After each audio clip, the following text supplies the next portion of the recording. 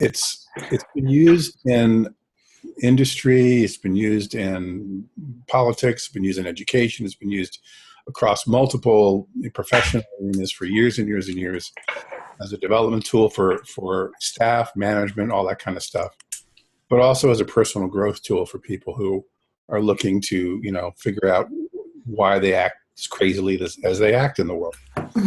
And it's not the reason that the Enneagram is so wonderful is that it focuses on why you do what you do, not what you do.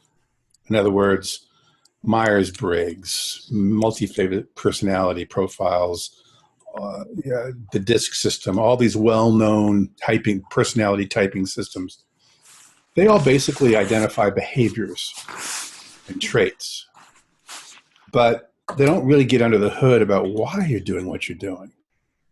And that's what the Enneagram is all about.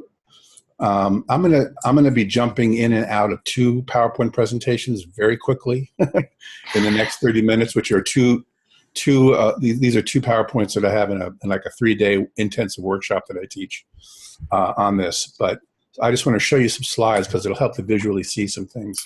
And then will you go through, if there's just 2 people here, will you go through both the things? No, yeah. So I'm thinking like the first half hour, I'm gonna give you a mouth on a fire hose introduction, and then the last half hour we can start relating what I'm telling you to some of your stories to see how they connect and how they correlate. Okay. And if we have time, I'll walk you through the lilies of the field, which is an example where I actually break it down step by step, and you can see how to do this with your story. We'll see if we have time for that. So let me share my screen.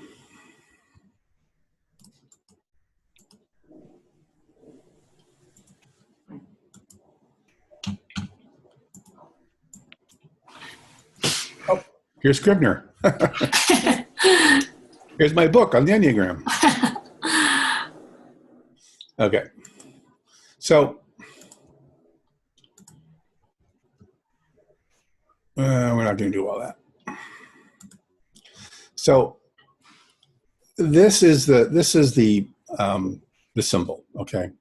And Christina, is that your name in Florida? Yes, that's me, Christine. Christine, are you familiar with the Enneagram?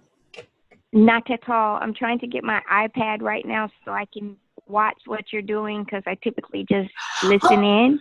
It's being recorded, so you can see. If you can't see it now, I'll put a recording class tomorrow and you'll be able to see it. Okay, great. Okay. So this is a symbol. It's a circle with these 9 numbers on it and all these different arrows. We'll talk a little bit about that later. But basically what this does is the symbol of this thing is thousands of years old. It's a piece of sacred geometry. And it's been around forever. But it wasn't until the 70s that psychiatrists and other people began to apply modern psychology principles to it.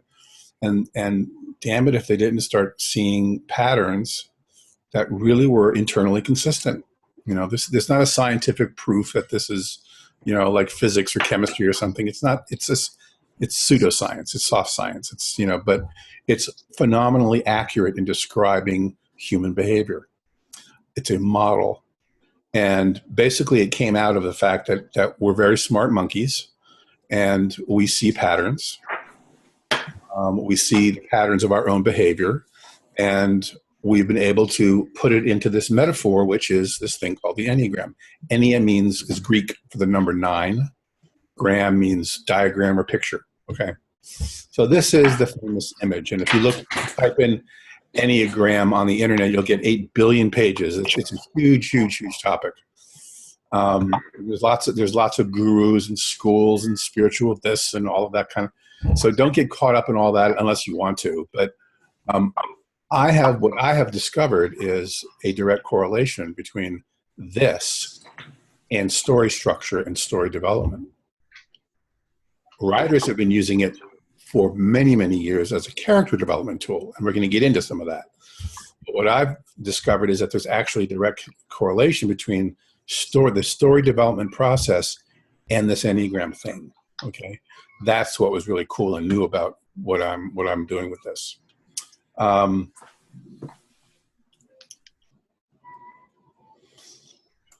Basically, what the enneagram represents is 9 basic strategies that all human beings use to make their way in the world. There are 9 strategies for how you live your life, 9 strategies of vulnerability, weak and strong. Do you know what I mean by weak and strong?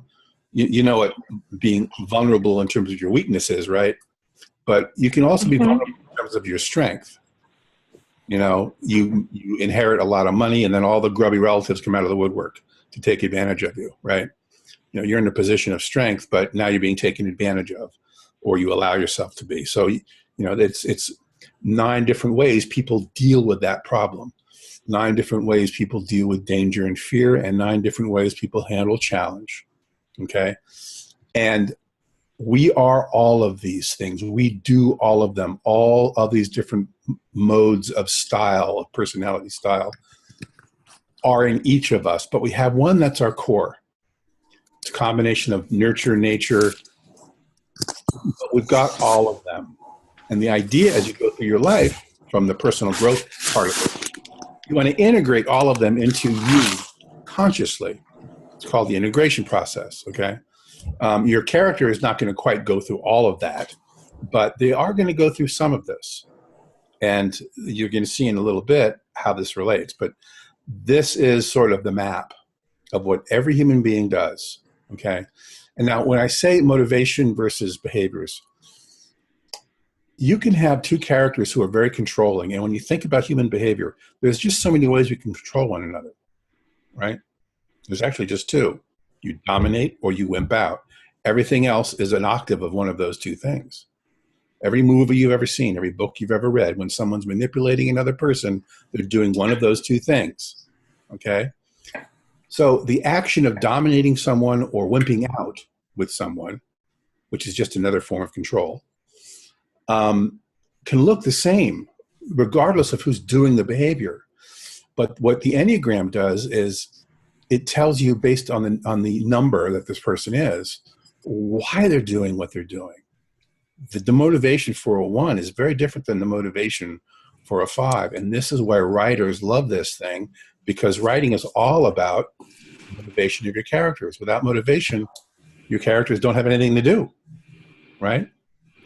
So this is why this goes way beyond just, oh, I'm going to write a character who's a real badass and they're going to beat everybody up. Well, if you don't get under the hood of why they're beating everybody up, you're just going to have a really boring story. This thing, the Enneagram, helps you get there. Okay? Okay. So let me just show you a few of these things. Yeah, can you show them the what each number refers to? Yeah. Every single Enneagram number has what's called a focus of attention. Every time they're out in the world doing their stuff, it's sort of like the background radiation thing that's always running through their minds. Okay? The 1 is always worried about, are they doing it right? Are they doing it correct? 2s, are people going to need me? Are people going to like me? 3s, am I going to get respect here? You know, how do I look? You know, you can kind of go through these and you can look and see. These are what each of the Enneagram styles are focused on, and this is influencing everything they do. You can immediately see when you try to write a story and come up with a character, where are they at the beginning of the story? Now, if you just use these as a guide, you can start to appreciate, you can start reading these and they will intuitively talk to you and say, oh yeah, this is really the kind of thing I was thinking about for my character. So my character is probably a 4, okay? If you're doing Blanche Dubois, and, you know, in Streetcar Named Desire, she's a 4, disintegrated 4. And these are like doorways in, you know, just handles to start getting a handle on your various characters, not just your protagonist, but all your characters, okay? So the focus of attention is one of the things you look at. The next thing you look at, which is really important, is the fear and poison.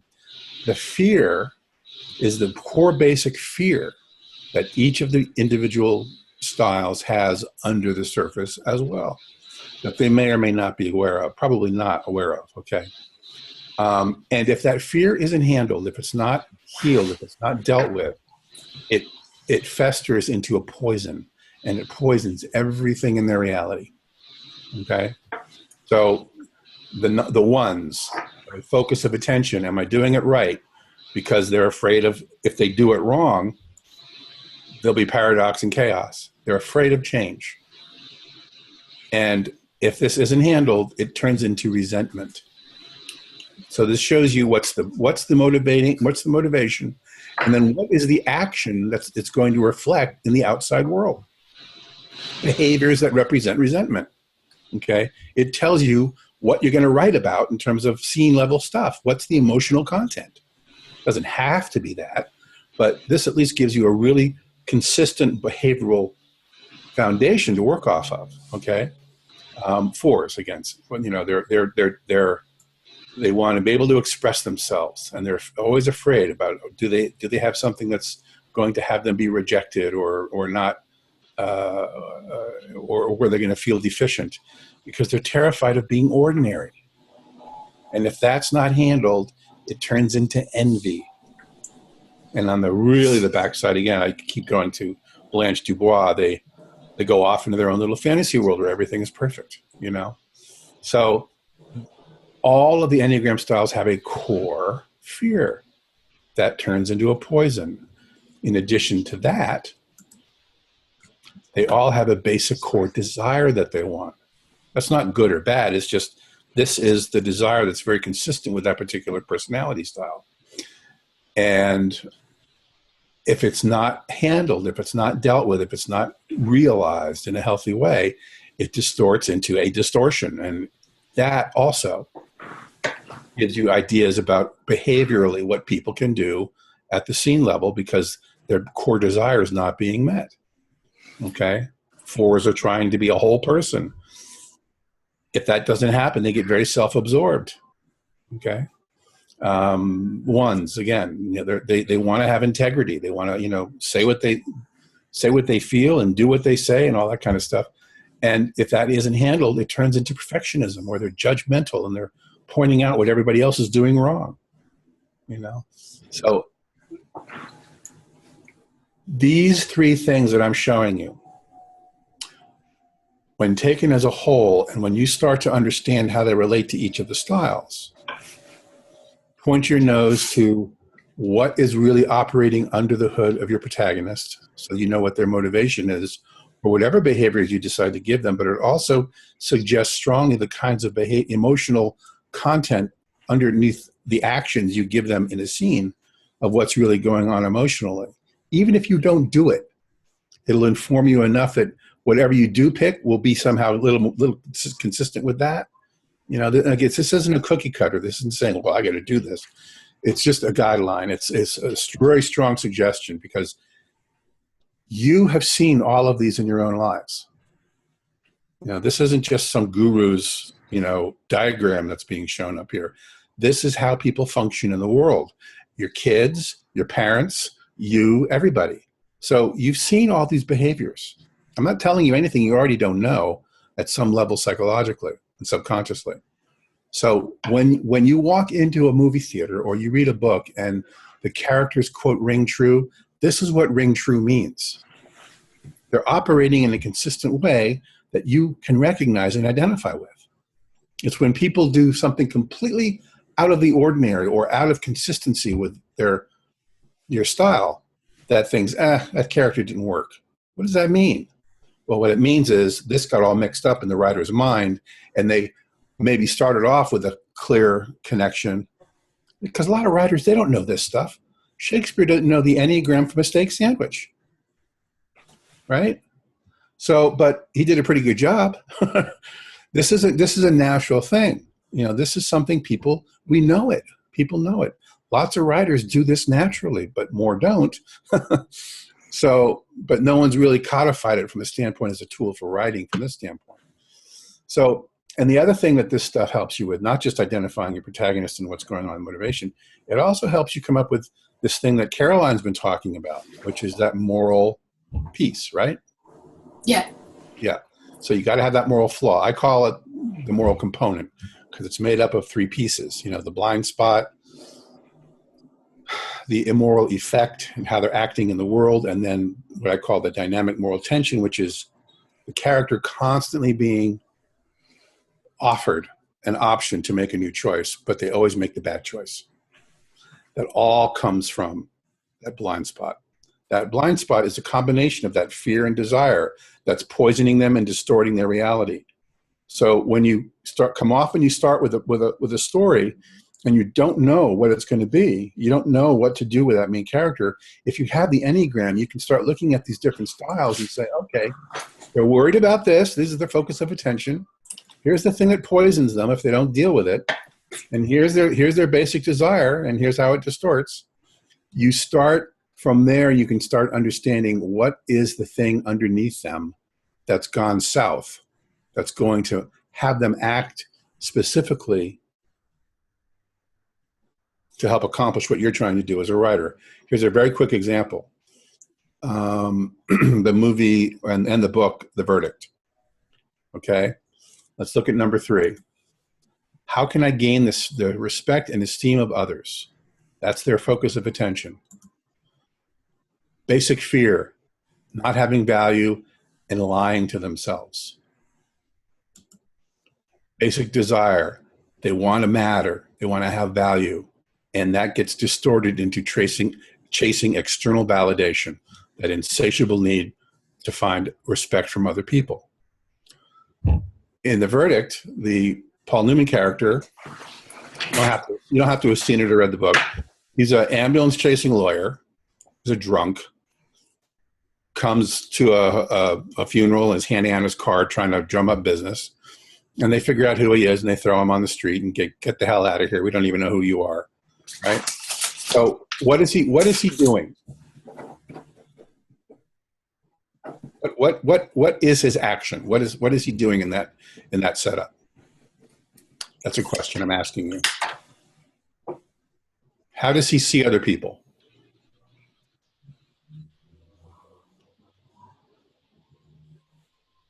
I think he's not really evaluating himself, so through contact with others, I think he tries to regain the respect from other sides. So I would go with this: how can I gain the respect and esteem of others?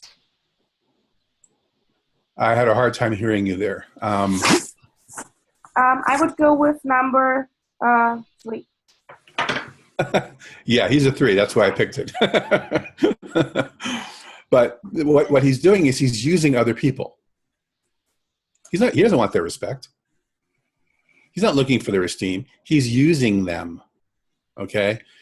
And what would someone have to believe about themselves in order to justify that behavior?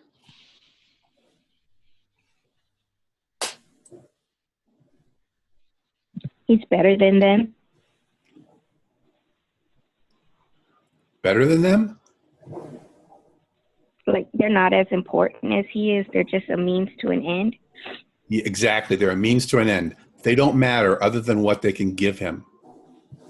What would someone have to believe about themselves to justify that behavior? That they're right. He would have to believe that people have no value. They don't matter other than, the advantage he can get. The only belief, the only thing inside him that would justify that is that he has no value. He doesn't matter. He's a person just like they are. So he doesn't matter. And that's the whole point of the story, is that this character discovers by the end that people do matter and that he does matter. And he's going to take on the big bad law firm who hurt somebody, and he's going to win the big case. And it's a David and Goliath story. Okay. But this is what I'm talking about, that the Enneagram can show you this configuration. Okay. He wasn't going after people's respect and esteem because he was already very badly disintegrated and near the downside of his personality style. He was already exhibiting the worst possible version of himself he could be. Okay. So the Enneagram points your nose into all of this. All of these things I've just describe the 3 in their worst possible aspect. And if you were going to write that story and you didn't quite know what to do with him, but you knew where you wanted him to end up, then you can reverse engineer it. You can use this as a way of looking backward. Okay, well, I want this guy to realize that he does matter, he has value. Which of the Enneagram styles start off thinking they don't have value? Which ones can go in that direction? Oh, that's the 3. That's not the 2. It's not the 4. It's the 3. And then you can reverse engineer your protagonist, and that sets you up for the entire growth arc of your protagonist. And that's what we're talking about here in this next section. Okay. All of the Enneagrams, they have this thing called the evolution or de-evolution. Okay. And they all are based on these three slides I just showed you: the fear, the desire, etc. And this is the example of where the number 2 is. They integrate to 4, they disintegrate, or they de-evolve into an 8. So each of these personalities have very decided starting points in any story. It's not the best they can be. No, they're already well on their way toward being not so healthy, so that you've got some place for them to go. Okay, so in a 2 character, you've got somebody worried about being safe in the world, and they're going to do what they're going to do in order to do that. Fatal Attraction is a great example of this. You know, the Glenn Close character. She's, you know, got an obsessive love with what's his name? Michael Douglas. Michael Douglas, right. Yeah. Kind of an obsessive love for him. He's kind of into her, but not so much at the end. And she has the choice as a character to evolve, and rather than needing to genuinely care about someone and, you know, walk away and let the guy just, you know, be married, or de-evolve into an 8, the downside of the 8, which is being manipulative and controlling and, you know, all of that. And that's what she does. And she's, you know, the worst possible example of, you know, I'm going to make you love me. You know, I will not be ignored, you know, with a knife, right? So that this is the options that you have. If you know the Enneagram, you know where your character starts the story, where the option is to take them if they're going to change and grow positively, or if they're going to disintegrate and go in the opposite direction, like Michael Corleone in The Godfather. You know, he turns into a monster and he doesn't even know it, and that's why it's such a horror story. You know, they don't have to grow and change and be positive. They can go in the other direction, but they have to be consistent with what real people do in the world if you're going to have the best possible dramatic connection with your readers. And the Enneagram shows you what that is. Again, you don't have to do it exactly this way, but this at least gives you a consistent foundation to operate off of, so that if you go in some other direction, you've got some guidelines that are behaviorally consistent. Does that make sense? Yes. let's Joe, can you go through each of the stories? Because I think they'll start to see it when you talk. So let me just we'll do the life strategies. Okay. Here are the basic life strategies of each of the styles. Okay. The 2 basically finds love and finds safety in the world. As I say here, finding the one with the power and making yourself indispensable. They're the caretakers. They're the helpers.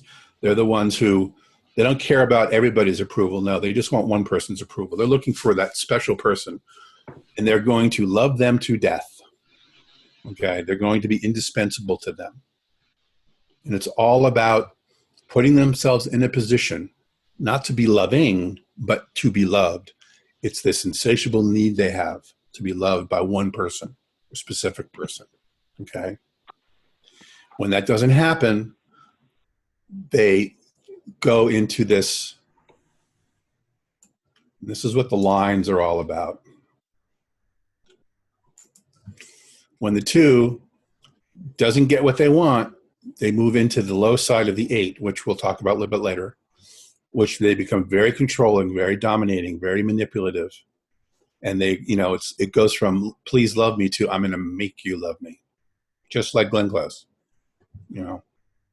as opposed to becoming more loving by getting in touch with all their emotions, not just their need for love, and becoming more balanced and loving as opposed to needing love. Okay. 3s, the way they're safe in the world, the way they find love in the world is there's no percentages in just one person. Get everybody to love you. Get everybody to approve of you, because you're only as good as your last movie. You're only as good as your last success.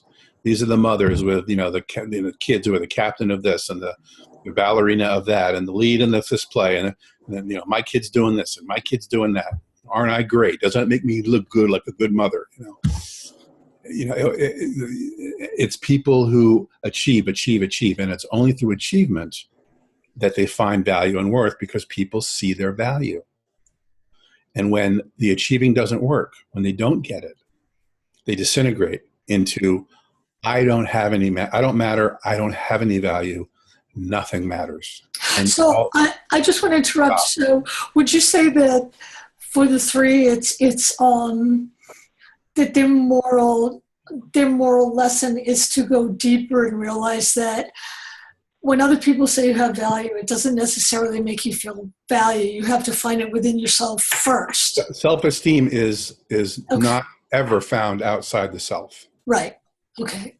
Yeah. It's about self-love, not the approval of everybody else. Right. Okay. And if you don't have a sense of value and worth, you'll never find it.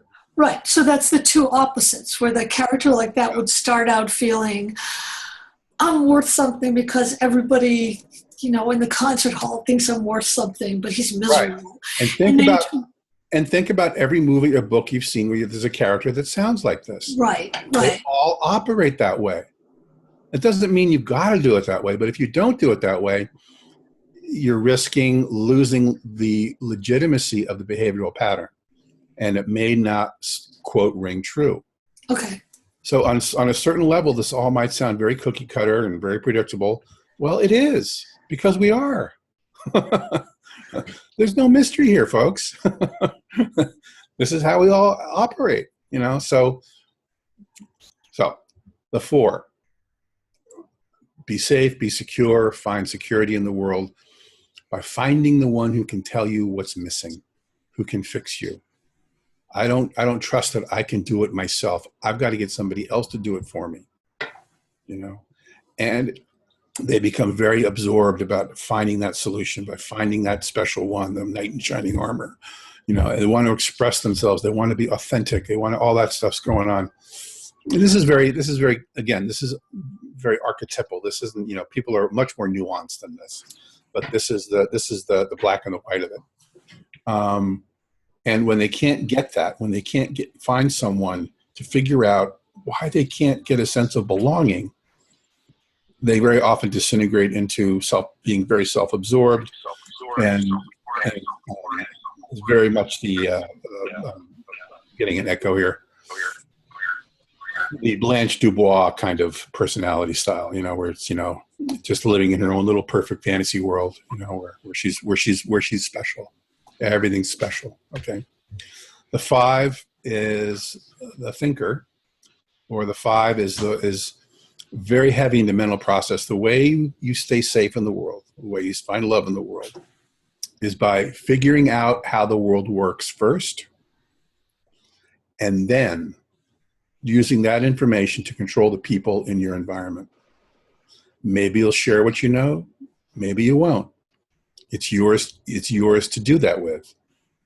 They don't like strong emotion, but they're very smart people, but the way they stay safe is they control the information. And by doing that, they control the people and the emotion in their lives. And that's how they control. Okay. 6s are safety, security. These are the folks who have a plan. They have major trust issues, major authority issues, But if you get them to trust you and they're loyal, they're the best friends you'll ever have. But they're the ones who are constantly scanning the environment for the potholes and the hairpin turns and the landmines. They know where all of them are and know how to avoid them. Okay. And very often a 6 will, when their life is working and everything's going great, they'll actually dismantle their lives in order to have problems to solve because they're waiting for that other shoe to fall. That's interesting. Yeah. I've seen it happen with people. There's a thing called a counterphobic 6, which is they will hit before they're hit. In order, knowing they're going to get the hit, they will hit you first. They can be very aggressive and can look like one of the other styles, but they're very proactive in that sense. But they're still motivated by safety, security issues, and trust. Okay, 7s are have fun, enjoy, don't worry about tomorrow. Live in the moment. Don't have one friend. Have 100 really intimate friends. Let's go get drunk. Let's go get, relax. Don't be so serious. It's all about fun, all about avoiding structure, avoiding the discipline, avoiding being controlled and contained. They hate routine, that sort of thing. And all of that is geared toward avoiding the pain, numbing out. And they do that by running as fast as they can. Very fast thinkers, very fast feelers. They don't necessarily communicate what's going on, but they're amazing people. But that tendency to run, and this, anybody who's seen the movie Lilies of the Field, that's the Sidney Poitier character. He's a 7. Running. I don't know if you ever. You should rent it. It's a perfect movie for a 7 character protagonist. The 8s are the self-reliant ones, the leaders. That's the labels they're given. I don't like using the labels because it predisposes you towards certain ideas. But they're safety, whereas the 5s control the information and control the people. They control the environment and control the people. The 8s control the people in order to control the environment. They're the ones who will, they're very domineering, very controlling, very, very self-reliant, because ultimately underneath all of that, they're afraid that I'm not all that in the bag of chips, and to cover that up, they get it can be very, very domineering. Donald Trump is an 8. Rosie O'Donnell is an 8. They have this strong, powerful presence. They just walk into a room and you just know they're there. They're remarkable people. I always tell this story of I was in an enneagram workshop and these 4 women got up because we were supposed to demonstrate, our personality styles, and tell the group, one thing about your style that's most misunderstood. And these 4 women got up and they were all 8s. And they crossed their arms, put their hands on their hips, just kind of looked at everybody, didn't say a word. Within seconds, everybody was squirming in their seats. Everyone was so uncomfortable. And they weren't doing anything. They were just standing there looking at the group.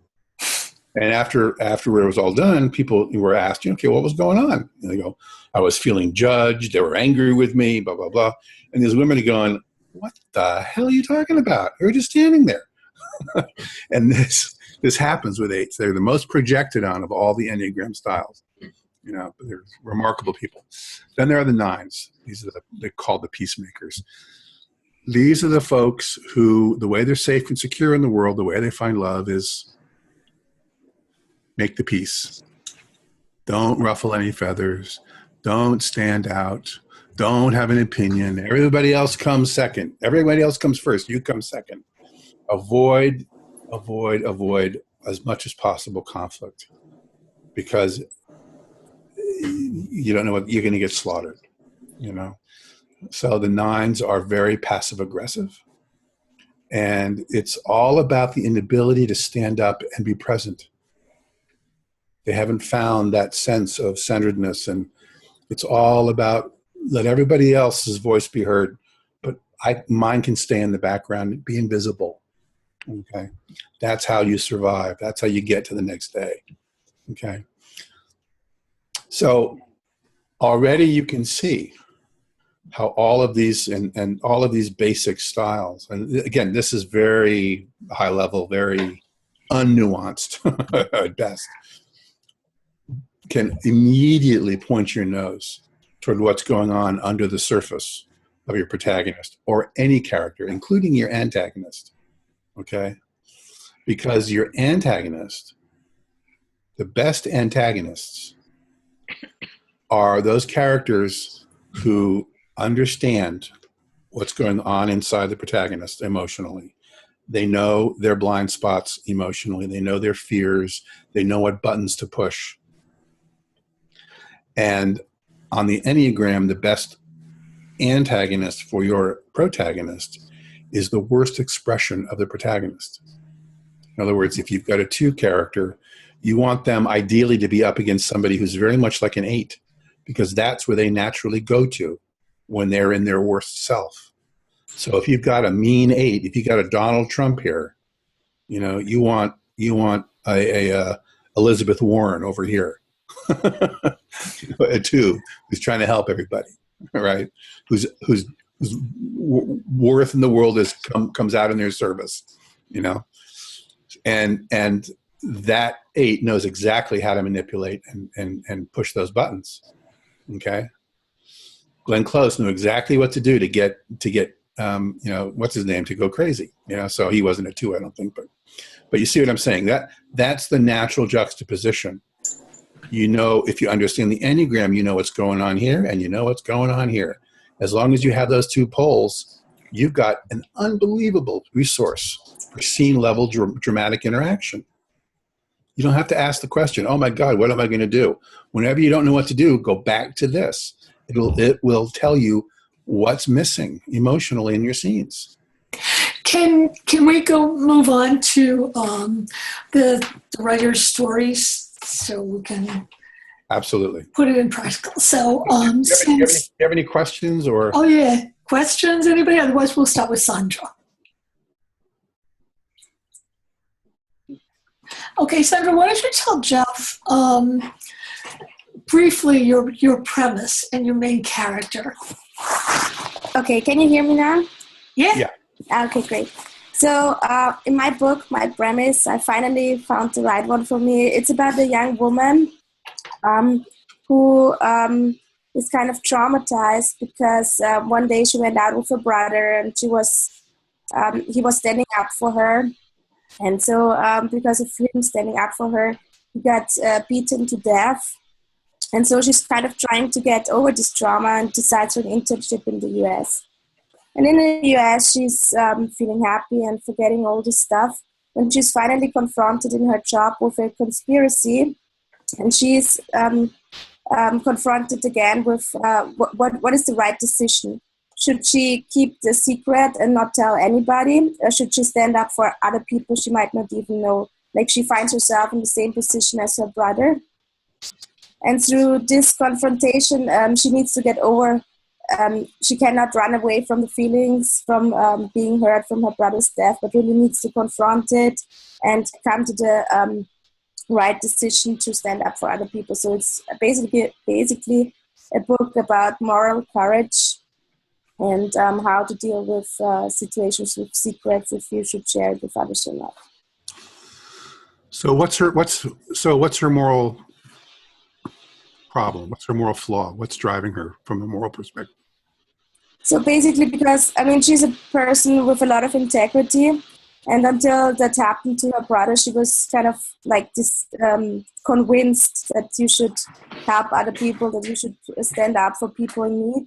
But because of this terrible thing that happened to her brother, she now thinks, okay, why help other people? It's better to care just for yourself. Because at the end, if you care for others, what comes out is only problems. So what does she learn at the end about herself? At the end, what she learns is be true to yourself. And that's like my moral theme is that standing up for others or moral integrity pays off eventually. So if that's what she learns, then she can't start the story off in that place. She has to be doing the opposite of what you have her learning.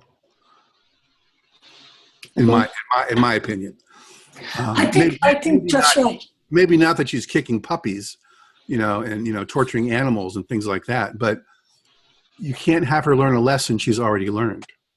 Okay. You know what I'm saying? Yeah. So, because that you've got to give her, people talk about character arcs. There's no such thing as a character arc. They don't exist. What it is it's more like a heart attack. It's think of a EKG. There's crisis, and then it flatlines a little while, and then it goes down a little farther, and then up and down, up and down, and up and down, and it's all over the map. It's not a nice smooth arc. People get into trouble with these arc things because they start trying to build things, and your story doesn't necessarily going to want to follow an arc. It's going to be, like I said, like a heart attack. So that's my opinion.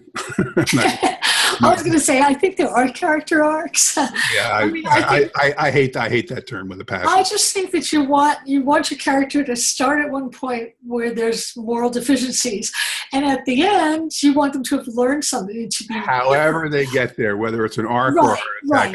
Right. As long as they're different at the end than they were at the beginning, they can be better or they can be worse, but they got to be different. But this is starting to point your nose already into a direction. In terms of what to do with this character. Okay, so if this character is learning that you've got to have integrity, or that it's important to have integrity and to defend other people and step up, be present, all of that, right? Yes. Okay, then she has to be someone who isn't present, who doesn't step up.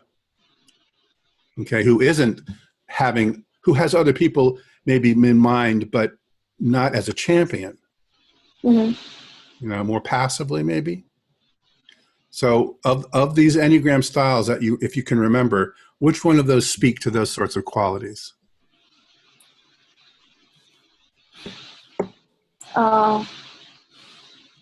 It's hard not to remember The one that stands out in my mind is the 9. Okay.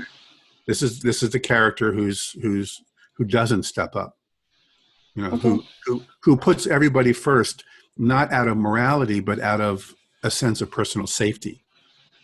The selfishness about it. I don't want to be in the way, but now life is pushing her into a situation where she has no choice.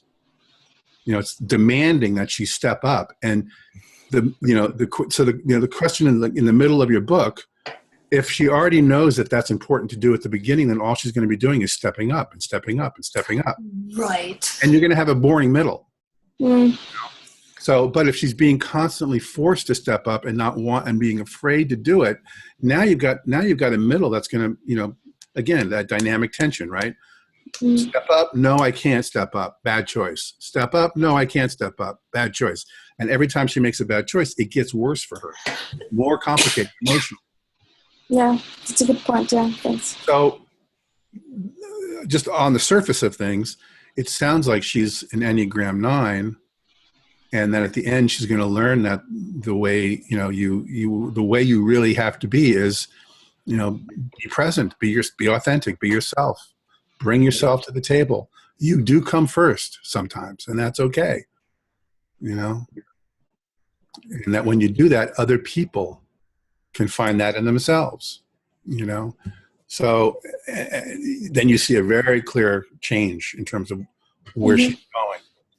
And now that tells you all sorts of other things now about other characters and what, for enneagrammatically, once you start integrating and understanding better about what these different styles are, you start seeing natural allies and other numbers and how they integrate in with that particular character. Jeff, who do you think would be a natural ally for her character who's a 9?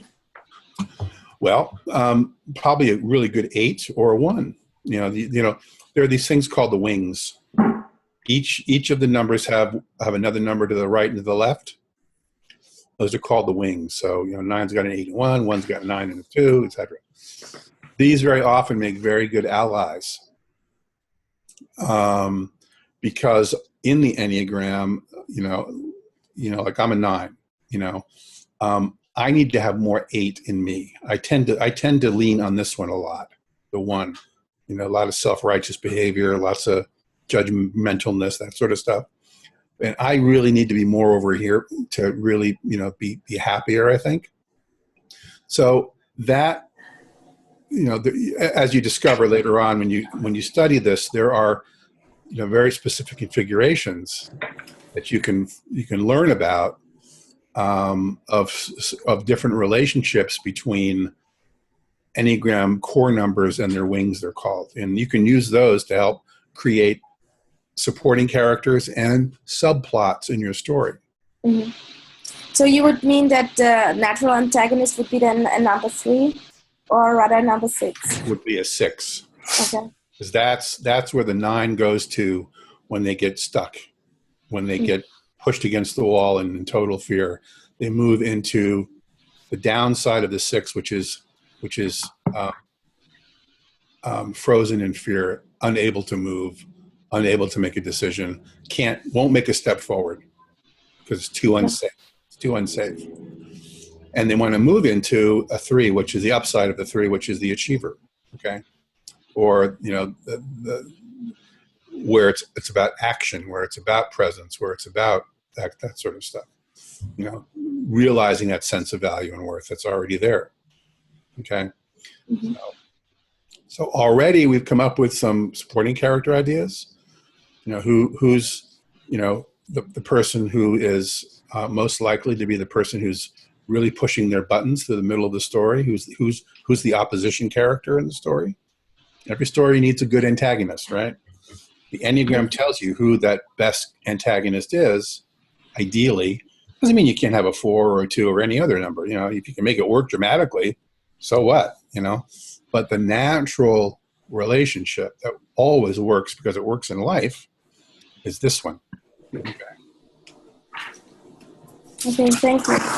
Do you see what I'm getting at here a little bit? Yes, yeah. No, it's a totally good point. It's very it's complex and it's intricate, but it's amazingly consistent. Mm-hmm. Okay, so I'm going to mispronounce your name again. Can you pronounce your name one more time for me? Sahri? Sahia? Sahir, right, okay. Hi. Your first Zoom chat. Hi.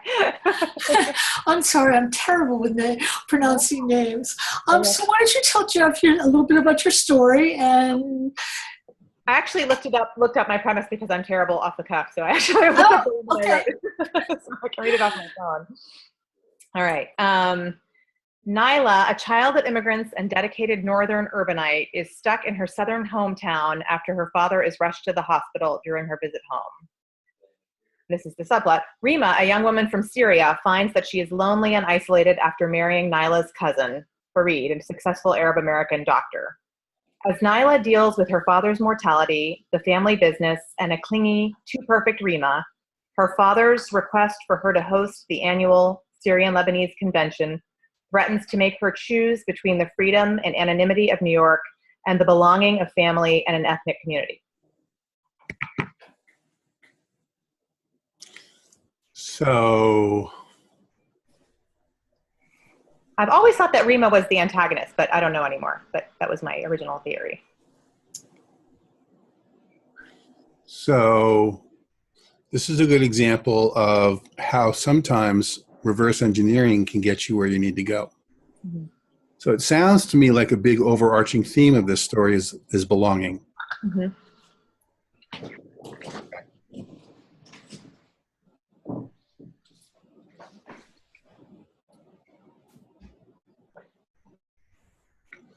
So Rima is the one who does everything she's doing for the family. Like she's married this guy to get her, because they're refugees. She's married him to get her family into the U.S. Okay. Nyla's the one who's pushing away. So back. So she's more of the caretaker of everybody, making sure everyone's all right. Rima is, yeah. Yeah. So she sounds like she might be a 2. Right. Yeah. Help. Uh-huh. Basically buying love. Mm-hmm. You know, And so my gut reaction is, that your protagonist might be an 8, being very self-reliant. If she's living in New York and she's coming back to the South to her family, then yeah. Well, I'm not. No. Well, what does your protagonist learn at the end? See how it always helps to start there, and then if you learn what the lesson is, that tells you what the moral question is under the surface, and then that starts pointing you toward the right enneagram style to start writing to. So what is her lesson? At the end, she comes back and learns how to create her own community, how to take care of other people and create her own community rather than being part of the existing community. She creates a new one for the refugees, basically. But what does she learn about herself? She learns that, I don't know, that she doesn't have to choose between being herself and being part of a community. She can be herself within a community by creating a new one. If that makes sense. So over the course of the story, then, is she subsuming herself into other people's agendas? Yes, I guess so. So she's not being present. She's not stepping up herself. She's putting other people's first. I don't know. Well, is she? What do you think? From what you've seen. Well, what's her misconception about the world and herself at the beginning of the story? Yeah. I guess I'd always pictured it as the fact that she has to choose. Like, she cannot be her authentic self in this community. So she has to go somewhere else to do that. And her wait. So what's stopping her from being her authentic self in this community? What is stopping her? What will happen if she is her authentic self? Right, that's better. Rejected. She thinks she'll be rejected, or be limited in her freedom. She won't be free. So authenticity's price is freedom. Mm-hmm. Okay. And her misconception is that she has to change to fit in with this community at the price of herself. Is she lighthearted? Is she someone people like to be around? Is she like heavy and depressed? And what's her personality? I don't know if she's either of those. She's definitely like prickly. She's I don't know. I don't know that either. Okay. Well, prickly is actually an interesting metaphor, because if she's prickly, she's pushing people away. Well, you've said some key things, though, that may or may not be accurate. It sounds like you're still formulating some of this. Yeah. So asking some of these questions, like what we're doing right now, will help, I think, you figure out what you want to do. Because one of the key things I've just heard, is that freedom. Okay, is that she's trying to find a sense of freedom for herself. Mm-hmm. Freedom to be who she is, right? Mm-hmm. And she is finding herself constrained by the consensus. Is that accurate to say? Yeah. Yes. And she hates the constraints. She hates the limitations. She hates that obligation. Right. Okay. You're describing very much a 7 who hates obligation, who hates limitations, who hates being put into boxes. It's all about freedom. Freedom is very much an issue. Being free to do whatever. Okay. But not freedom without responsibility. Okay. So, but that speaks to somebody who's, I want to have fun. She could be very repressed and very held down by her culture and all of that. She's trying to find her way out. But that's very much the energy of what a 7 is trying to do, trying to escape the pain of that, to find her self-expression. That works for me. Not a 4.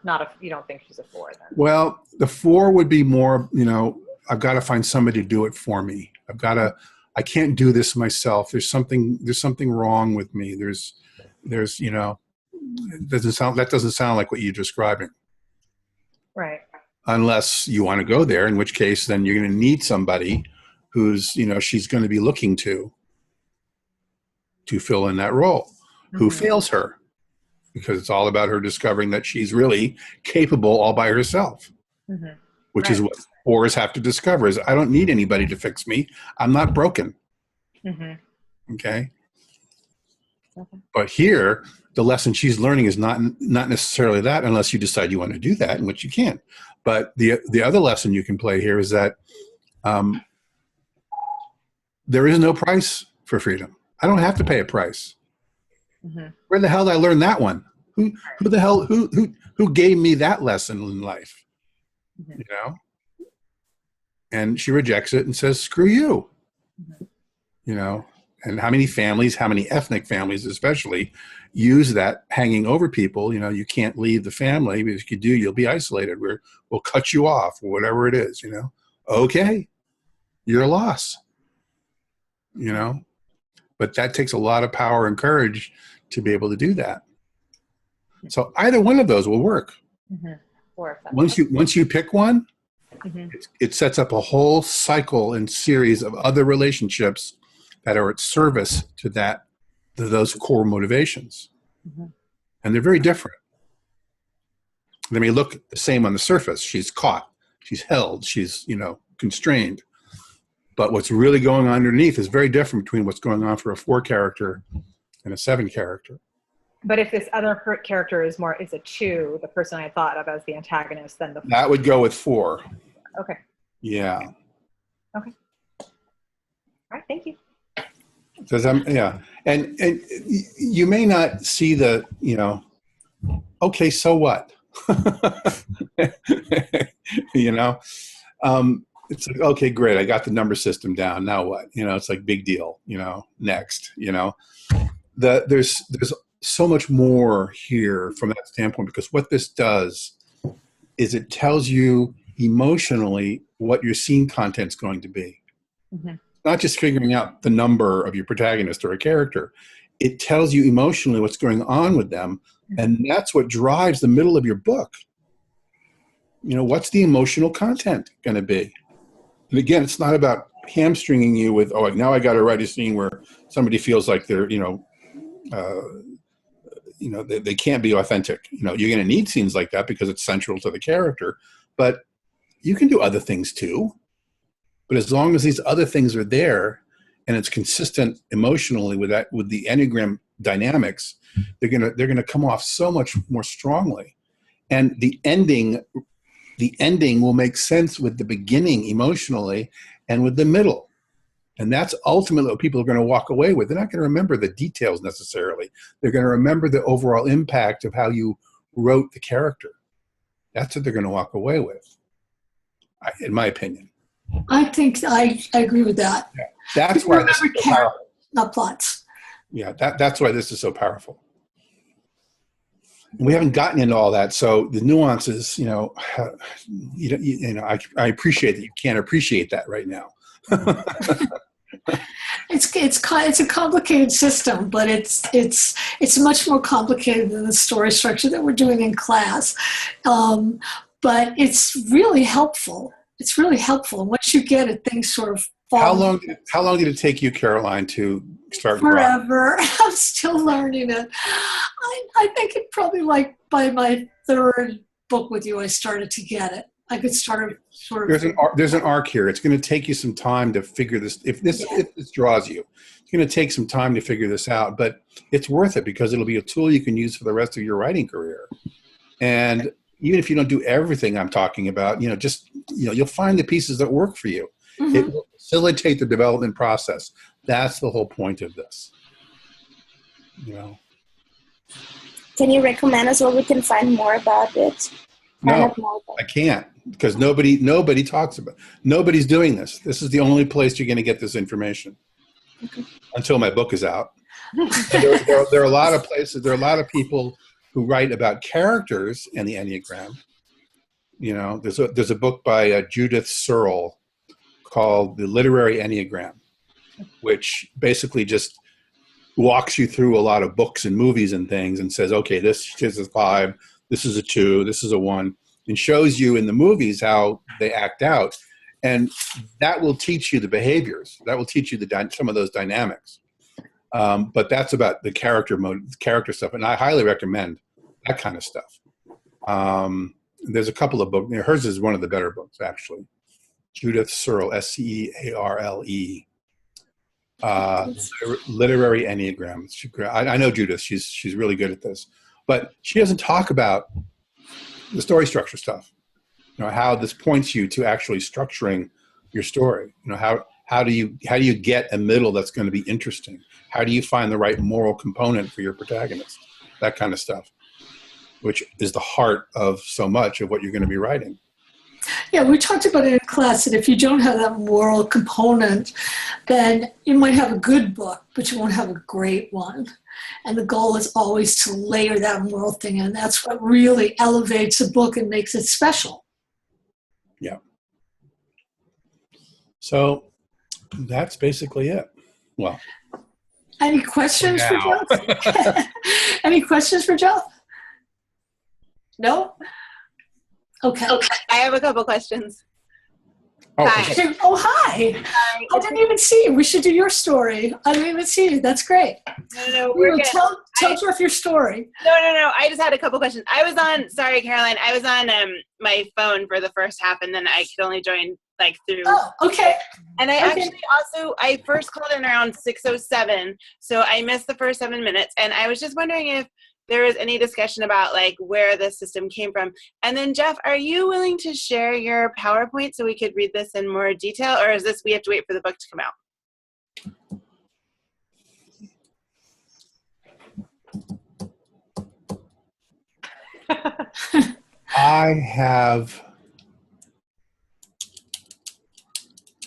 I don't know if you can, Jeff, truthfully, because I think if you material, you'd have to get the permission of the publisher to do it.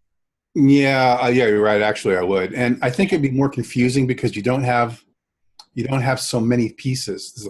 There's the whole communication part that's there, the whole team building part that's there about how to build teams, and because stories are all about teams, and in the Enneagram, every person on a team, which is defined as 2 people, pulled together to accomplish a common goal in a limited amount of time.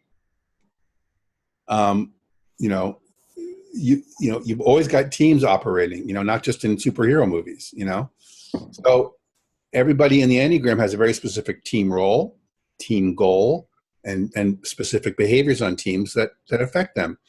And when you understand what those are, when you write ensemble stories, where you do have a lot of superhero kind of stuff going on, or like Grand Canyon, or some romantic comedy with about 14 characters in it, the question is always, what the hell am I going to do with everybody?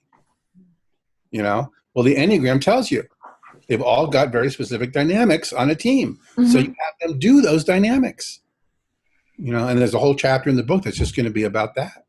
You're not going to have any of that information. So,